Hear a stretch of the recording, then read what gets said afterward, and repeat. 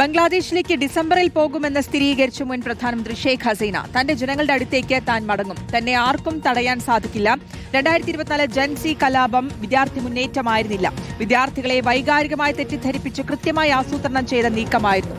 തന്റെ ജനങ്ങളിൽ നിന്ന് താൻ അകന്നുപോയിട്ടില്ലെന്നും വികാരാധീനയായി ഷെയ്ഖ് ഹസീന പറഞ്ഞു.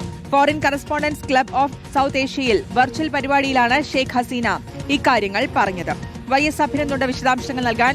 അഭിനന്ദ് എപ്പോഴായിരുന്നു എങ്ങനെയായിരുന്നു ഇങ്ങോട്ട് തിരിച്ചെത്തിയത്? നമ്മൾ ഇന്ത്യയിലേക്ക് എത്തിയത് നമ്മൾ കണ്ടതാണ്. അതിനുശേഷം എപ്പോൾ മടങ്ങും എന്നുള്ളൊരു ചോദ്യം ഇന്നിപ്പോൾ അഭിസംബോധന ചെയ്യുമ്പോൾ പറയും, അല്ലെങ്കിൽ മാധ്യമങ്ങളെ കാണുമ്പോൾ വ്യക്തമാക്കുമെന്ന് അറിയാമായിരുന്നു. ഇന്നിപ്പോൾ അക്കാര്യം വ്യക്തമാക്കുന്നു. ഡിസംബറോടുകൂടി പോകുമെന്ന് സ്ഥിരീകരിക്കുന്നു. എന്താണ് നീക്കങ്ങളെന്നാണ് കൂടുതൽ വിശദീകരിക്കുന്നത്? ശ്രുതി ഇന്ത്യയിലേക്ക് എത്തിയതിനു ശേഷം ചില തുറന്നു പറച്ചിൽ, ചില നിലപാടുകൾ അതൊക്കെ വ്യക്തമാക്കിയിരിക്കുകയാണ് ഷെയ്ഖ് ഹസീന ഇന്ന് നടന്ന വാർത്താ സമ്മേളനത്തിനകത്ത്. ഡിസംബറിൽ മടങ്ങും എന്നാണ് ഇപ്പോൾ ഷെയ്ഖ് ഹസീന വ്യക്തമാക്കിയിരിക്കുന്നത്. ബംഗ്ലാദേശിലേക്ക് എന്ന് മടങ്ങുമെന്ന് സമയമാകുമ്പോൾ താൻ അറിയിക്കും. ഡിസംബറിൽ ബംഗ്ലാദേശിലേക്ക് മടങ്ങിപ്പോകാനാണ് താൻ ആഗ്രഹിക്കുന്നതെന്നും ഷെയ്ഖ് ഹസീന പറഞ്ഞു. താൻ ജനങ്ങളുടെ അടുത്തേക്ക് താൻ മടങ്ങേണ്ട ആവശ്യം അതിക്രമിച്ചു കഴിഞ്ഞു. തന്റെ ജനങ്ങളെ വിട്ടു നിൽക്കാൻ തനിക്ക് കഴിയില്ല. തന്റെ സുരക്ഷ എന്ന കണക്കുകൂട്ടലുമായി ഇനി അങ്ങോട്ട് മുന്നോട്ട് പോകാൻ കഴിയില്ല.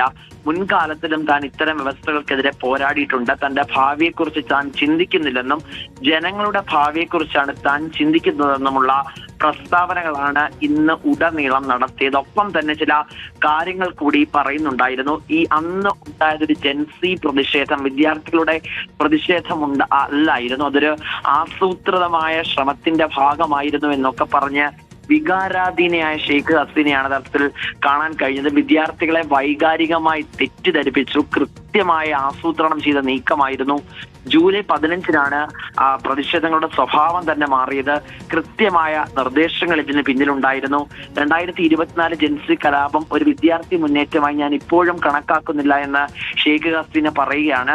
തുടക്കം മുതൽ പ്രതിഷേധക്കാരുടെ പ്രശ്നങ്ങൾ പരിഹരിക്കാൻ ശ്രമിച്ച ഒരു പ്രധാനമന്ത്രിയാണ് താൻ. കൃത്യമായി വിദ്യാർത്ഥികൾ എന്തൊക്കെയാണോ അത് പറഞ്ഞത് അതിനകത്ത് ഇടപെടാൻ പരമാവധി ശ്രമിച്ചു.